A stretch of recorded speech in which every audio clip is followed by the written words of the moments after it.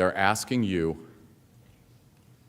to remove President Trump from the ballot in an election that's occurring in approximately 9 months. They're asking you to tear up all of the ballots across this country on your own initiative. Take that decision away from the American people. And I don't think they spent 1 minute of their 24 hours talking to you about the consequences of that for our country. Not 1 minute. They didn't tell you what that would mean for our country today, this year, and forever into our future. They're asking you to do something that no Senate has ever done. And they're asking you to do it with no evidence. Hello, people. Adam is here. This is the moment they'll write about in history books for the next 100 years. This is the instant when the dam finally broke, when Congress stopped debating, stopped hesitating, stopped hoping the problem would just go away, and started actively moving to remove a sitting president of the United States from office. The quickest and most effective way to remove this president from office would be for the vice president to immediately invoke the 25th Amendment. In calling for this seditious act, the President has committed an unspeakable assault on our nation and our people. I join the Senate Democratic leader in calling on the Vice President to remove this president by immediately invoking the 25th Amendment. You were a former member of the cabinet, and in addition to being a White House Chief of Staff, if you were in the cabinet right now, would you vote to remove him from office? Yes, I would. Well, I agree that we should do whatever we can get the support to do, whether it's the 25th Amendment and what the cabinet should do, or whether it's going back and making a motion to reconsider the impeachment. We are not talking about fringe activists with signs. We are not talking about Twitter hashtags or online petitions that go nowhere.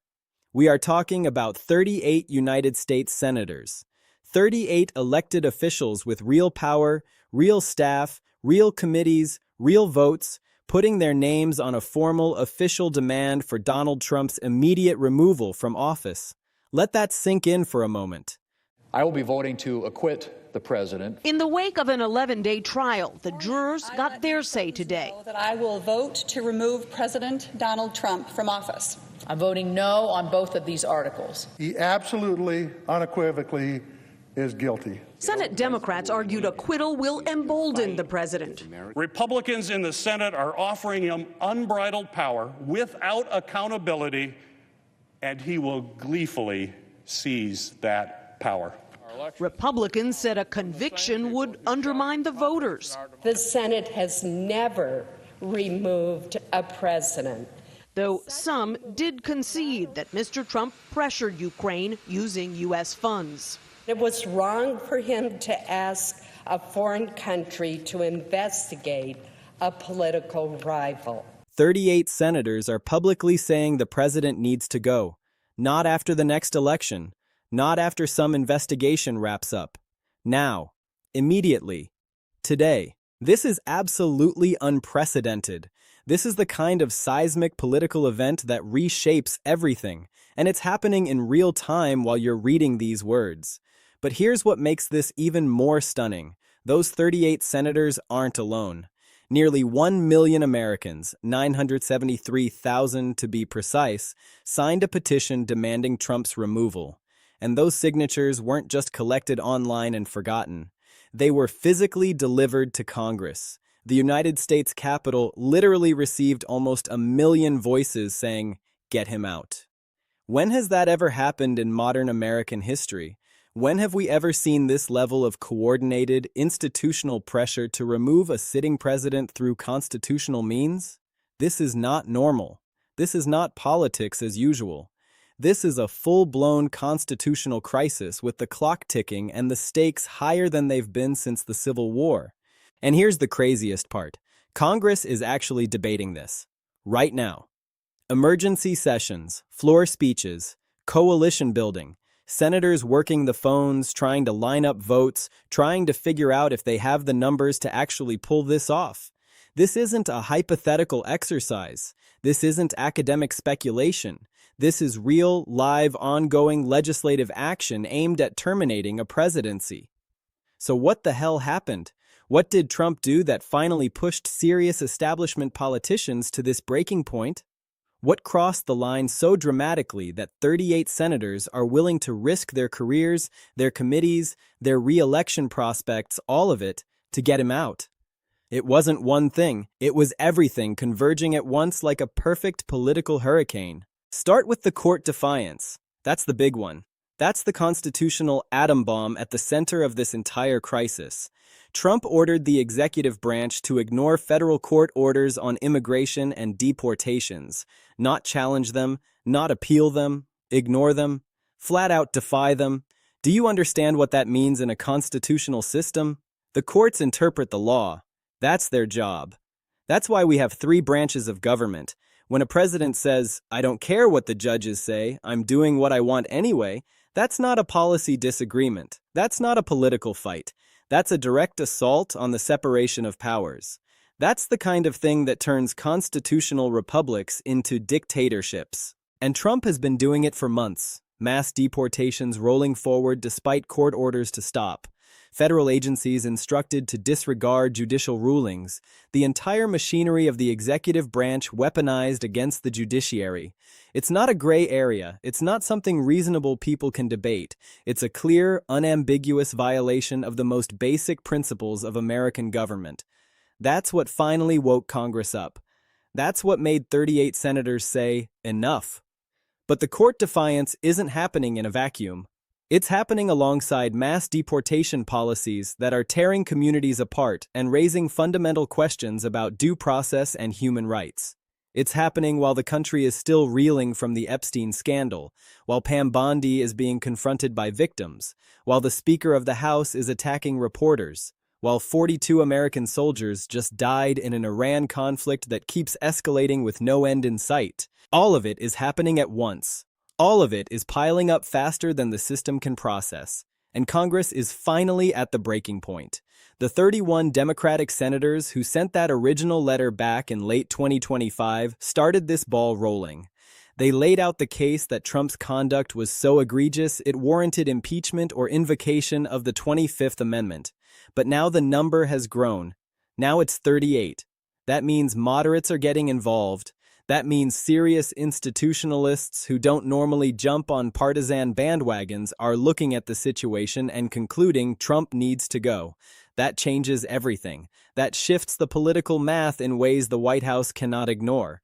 Because here's the thing about presidential removal that most people don't understand. There are 2 paths, and the math is different for each one. Impeachment requires a 2/3 vote in the Senate to convict.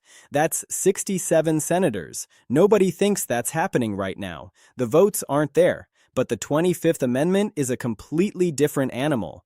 The 25th Amendment allows the vice president and a majority of the cabinet to declare the president unfit for office. They don't need Senate approval to invoke it initially. The president can object, but then Congress can override that objection with a 2/3 vote in both chambers. Notice the difference. The 25th Amendment path doesn't require 67 senators from the start. It requires the vice president and cabinet to act. And if they do, if they say Trump is unfit, then suddenly the burden shifts. Suddenly Congress is voting on whether to sustain Trump's objection or let the removal stand. That's why Trump is panicking. That's why the White House is screaming about witch hunts and partisan attacks. They know the math. They know that if the 25th Amendment gets invoked, if the cabinet turns on him, if Vice President Vance decides Trump is a liability, then the game is over. They don't have the votes to keep him in office, and the cabinet is feeling enormous pressure right now. 38 senators demanding removal sends a signal. Nearly 1 million signatures on a petition sends a signal. Emergency debates in Congress send a signal. The message is clear. History is watching. Your names will be attached to whatever happens next. Choose wisely. The unprecedented nature of that petition cannot be overstated. 973,000 Americans took time out of their lives to sign a formal document saying, "Remove this president." Those signatures were physically delivered to the Capitol.